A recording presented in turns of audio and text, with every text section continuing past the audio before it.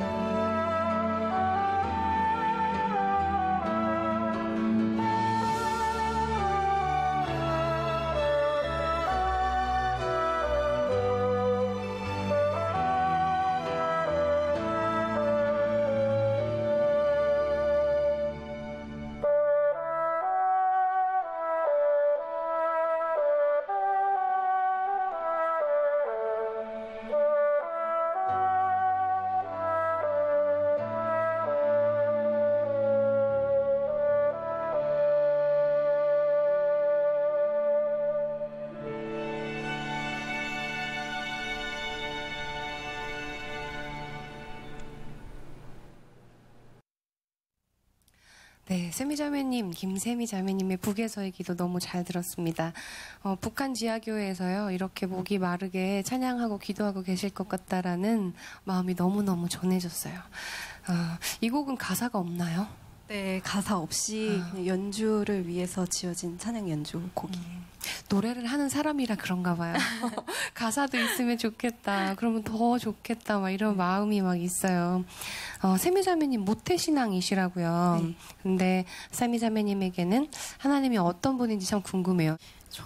저에게 하나님은 조금 약간 진부할 수도 있긴 한데 그냥 항상 곁에 계신 분? 약간 그런 존재였어요.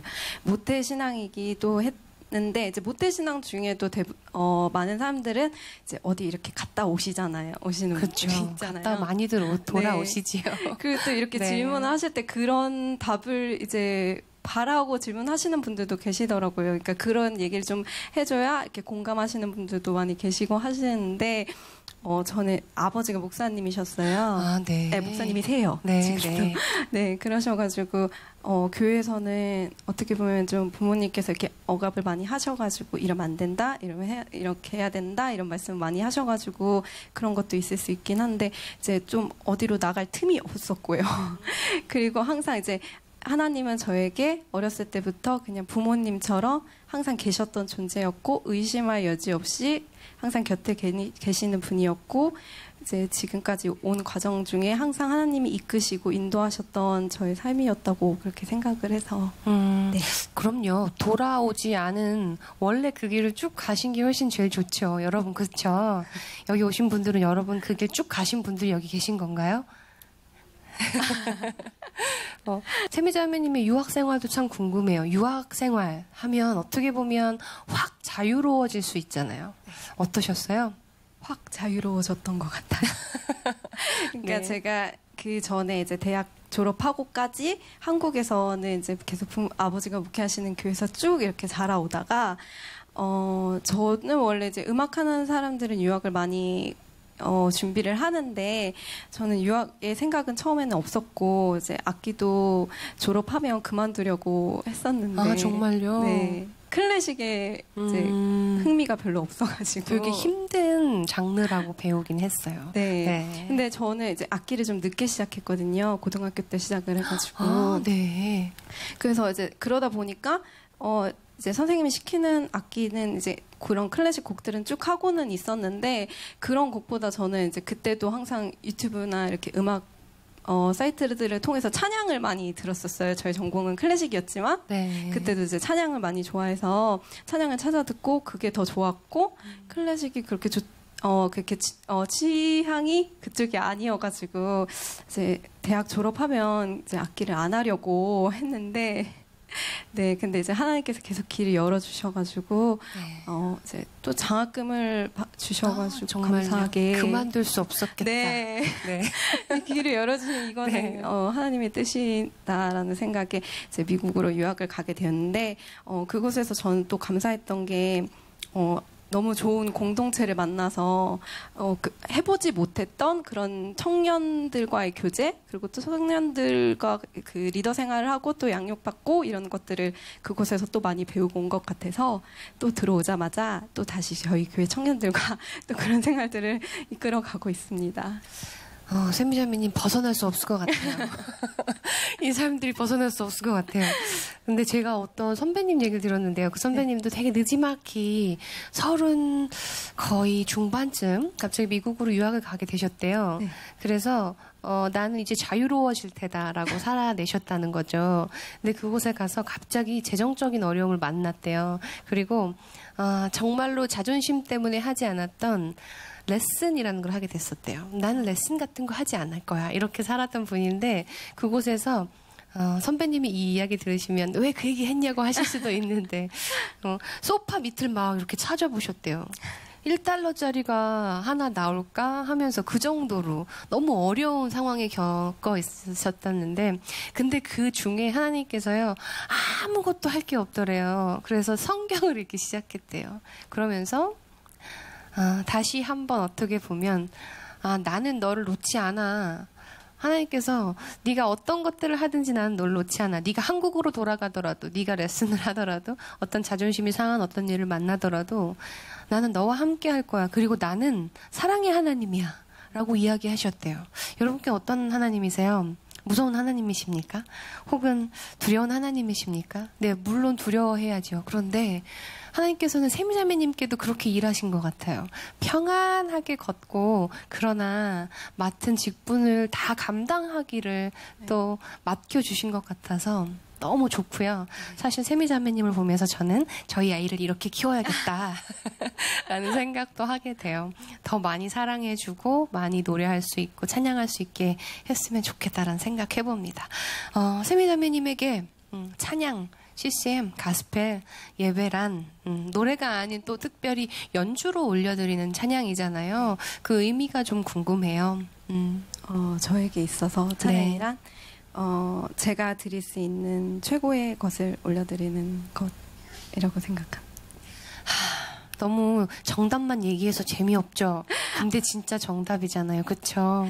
세미자매님이 너무너무 예쁜 것 같아요. 하나님께서 보셨을 때 그 최고의 것, 최선의 것들을 하나님이 기억하시잖아요. 네. 내가 아무리 작은 걸 드려도 그럴 것 같아요. 네. 제가 원래 고등학교 때 악기를 처음 시작했을 때는 저게 최고의 것이라고 생각을 못했어요. 아, 네. 네, 그때 당시에는 저는 다른 친구들에 비해서 악기도 너무 늦게 시작했고 네, 네. 또 저는 그 다른 친구들에 비해서 음악적 재능도 제가 부족하다고 생각을 했고 또 이제 부모님께서 그렇게 밀어주실 형편도 안 된다고 생각을 했기 때문에 저에게 너무 불리한 환경이라고 생각을 했는데 그때 당시에 정말 기도를 많이 했는데 그때 주님께서 보여주셨던 말씀 구절이 그 다윗이 물맷돌을 들고 골리앗 앞에 선 모습이었어요. 그래서 그 모습을 보여주시면서 그 커다란 골리앗 앞에 다윗이 조그마한 물맷돌을 들고 선 게 꼭 마치 세상 앞에 저 작은 바순을 들고 서 있는 제 모습과 같다는 모습이 생각이 들면서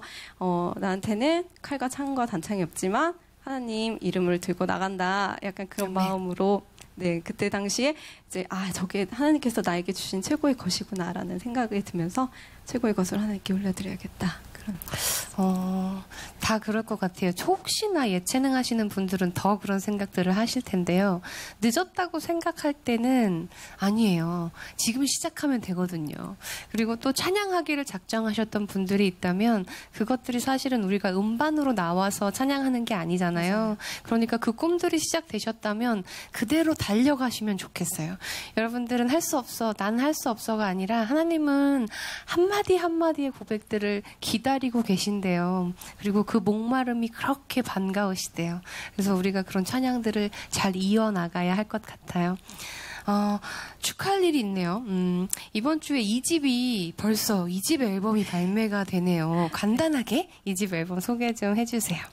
네. 제가 작년에 그렇게 송솔라몬 선생님을 만나게 되면서 이제 국내에서는 최초로 바순 찬양 앨범을 1집 앨범을 발매를 하게 됐는데 이번에 또 이제 선생님께서 이제 다른 분들 작업을 하시면서 조혜련 집사님 또 같이 네네. 앨범 코미디언 조혜련 집사님 네네네 같이 작업을 하게 됐는데 앨범 제작하시면서 기회가 됐으니 이번 기회에 이 집을 만들어 보자라는 제안을 해주셔가지고 2집 앨범이라 하면요. 사실 생각보다 1집보다는 더 나아지기를 바라면서 2집을 내게 되잖아요. 네. 1집에서는 어떤 노래들을 했다면 2집에서는 어떤 생각을 더 많이 담아서 어떤 찬양을 하고 싶으신지도 조금만 소개를 부탁드릴게요. 1집 앨범이랑 2집 앨범의 좀 큰 차이는 1집은 좀 많이 섞였어요. 그래서 찬송가도 있고 이제 좀 전에 연주했던 그런 찬양 연주곡도 있고, 이제 그 복음성가 CCM 곡들도 이제 포함되어 있어서 그때는 이제 찬양 앨범이다 이렇게 말씀을 드렸었는데 지금 2집 앨범은 분명한 거는 찬송가 앨범이에요. 네. 그래서 10곡이 담겨 있는데 10곡이 다 찬송가로 되어 있고요. 너무 반가운 소식이에요. 네. 그래서 송솔라몬 선생님께서 제작을 해주셨는데, 네. 편곡이 너무 좋습니다. 아름다워요. 그 이유는 여러분 많이 들어주세요라는 이야기입니다. 찬송가는요 특별히 더 그렇잖아요. 우리 많은 세대들이 아울러 함께 듣고 있는 음악들 찬양이기 때문에 더 잘 선택하신 것 같고요. 저도 기대하면서 듣고 준비하고 하겠습니다. 마지막으로 준비하신 곡도요. 2집 앨범에 수록된 곡인가요? 네, 따끈따끈한. 제목이 어떻게 돼요? 예수가 함께 계시니라는 찬송가 곡입니다. 네, 여러분들 많이 아시지요? 이 찬송과 함께 나누면서요. 김세미 자매님의 앞으로 이 길 항상 응원하고 저희도 함께 하겠습니다. 젊은 찬양 사역자들을 발굴하고 그들의 이야기와 찬양을 들어보는 시간 유효림의 송톡 이제 마칠 시간입니다.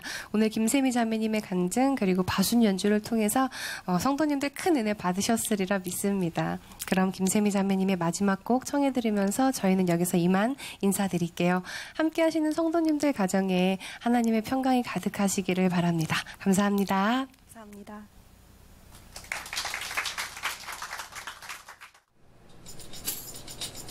음.